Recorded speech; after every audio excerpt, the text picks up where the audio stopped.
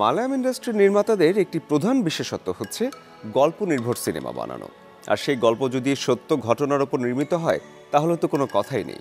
সত্যি বলছি, আপনারা ধারণাও করতে পারবেন না কি হতে চলেছে এই সিনেমায়, আর কোথায় গিয়ে বা এর থামতে চলেছে পুরো সিনেমাটির গল্প। সিনেমার নাম মানজুমেল বয়েজ। কেরালার কোচির দর্শন ক্লাবের 11 জন বন্ধু সিদ্ধান্ত নেয় তারা একটু ট্যুরে যাবে, সবাই মিলে দারুণ সব মুহূর্ত উপভোগ করবে। ট্যুর প্লেসটা কেরালার মধ্যে রাখার ট্রাই করেছে যদিও, কিন্তু শেষ পর্যন্ত পরিবর্তন করে কেরালার বাইরে যাওয়ার প্ল্যানিং নেয় সবাই।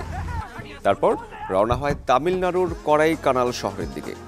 কিন্তু রাস্তায় একজন বন্ধু হঠাৎ করেই অন্যদেরকে গুনা কেভ পাহাড়ের সৌন্দর্য উপভোগ করার প্রস্তাব দেয়, আর তার কথা অনুযায়ী সবাই মিলে তখন রেস্ট্রিক্টেড গুনা কেভে প্রবেশ করে। 11 জন বন্ধু মিলে গুনা ক্যাভে প্রবেশ করতে না করতেই সুভাষ নামের একজন বন্ধু দুর্ঘটনা চক্রে খাদে পড়ে যায়। আর এতে বন্ধুরা কিছু করতে না পেরে শেষ পর্যন্ত পুলিশকে ফোন করলে পুলিশ উল্টো তাদেরকেই মারধর শুরু করে। এরপর 11 জন বন্ধু সহ সুভাষ কি জীবিত ফিরে এসে স্বাভাবিক জীবনে ফিরে আসতে পারবে, সেজন্য আপনাকে দেখতে হবে এই সিনেমাটি। গুনা কেভের মধ্যে একটা 900 ফিটের গভীর খাদ রয়েছে, যেখানে ভারতের স্বাধীনতার পর থেকে 13 জন মানুষ সেখানে পড়ে মারা যায়। তাদের কোনো অস্তিত্ব পাওয়া যায়নি শেষ পর্যন্ত, এবং যার ফলাফলে সৎকার করা যায়নি। গেল 10 বছর আগে সেন্ট্রাল অফিসারের ভাতিজা ওই খাদে পড়ায় 15 লাখ টাকা পুরস্কার ঘোষণা করেও সম্ভব হয়নি তার সেই লাশ খুঁজে পাওয়া।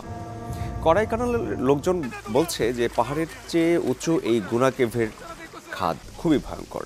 এই খাদটাকে ব্রিটিশরা নাম দিয়েছিল ডেভিল কিচেন। এই মুভি দেখার ইচ্ছা কদিন ধরেই ছিল আমার, কারণ এটাই প্রথম কোনো মালায়াম সিনেমা যেটা বক্স অফিসে 200 কোটির গণ্ডি পার করে ফেলেছে।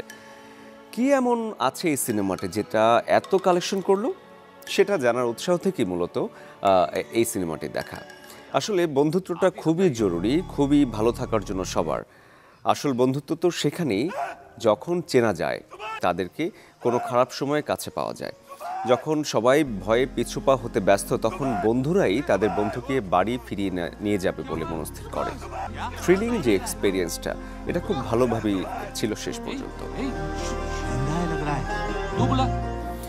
মুভির প্রথম 25 থেকে 30 মিনিট সবগুলো চরিত্রকে সেট আপ করতে সময় দেওয়া হয়েছে মনে হয়েছে, যেটা অহেতুক লম্বা আপনার কাছে মনে হতে পারে, কারণ 2 জন বাদে বাকি রোলগুলোকে তেমন একটা ফোকাস দেওয়া হয়নি।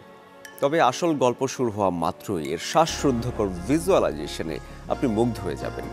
প্রকৃতির এই বিশালতার সামনে মানুষের ক্ষুদ্রতা যে কতটুকু, সেটি ফুটিয়ে তুলতে কার্পণ্য করেনি পরিচালক। আর এই গল্পের জন্যই এই ভিজুয়ালাইজেশনটা খুবই জরুরি ছিল।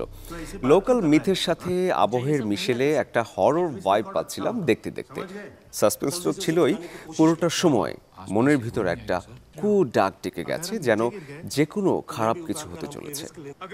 ক্লাইম্যাক্সে চাইলে দারুণ একটা ডার্ক প্লট আনা যেত, কিন্তু পরিচালকের সেফ গেমের কারণে অনেকটা প্রেডিক্টেবল হয়ে গেছে।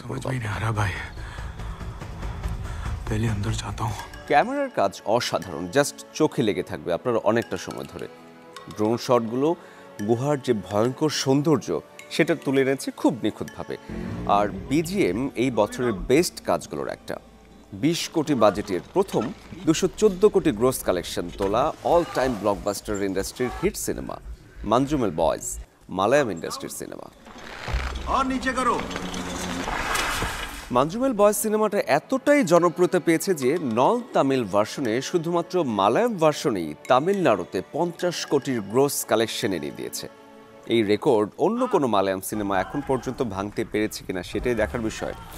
হিস্টোরিক্যাল রেকর্ড মালায়াম সিনেমা ইন্ডাস্ট্রির জন্য আহামরি জনপ্রিয় ভারী কাস্টিং ছাড়াই মুভিটা সত্য ঘটনা অবলম্বনে নির্মিত হয়েছে।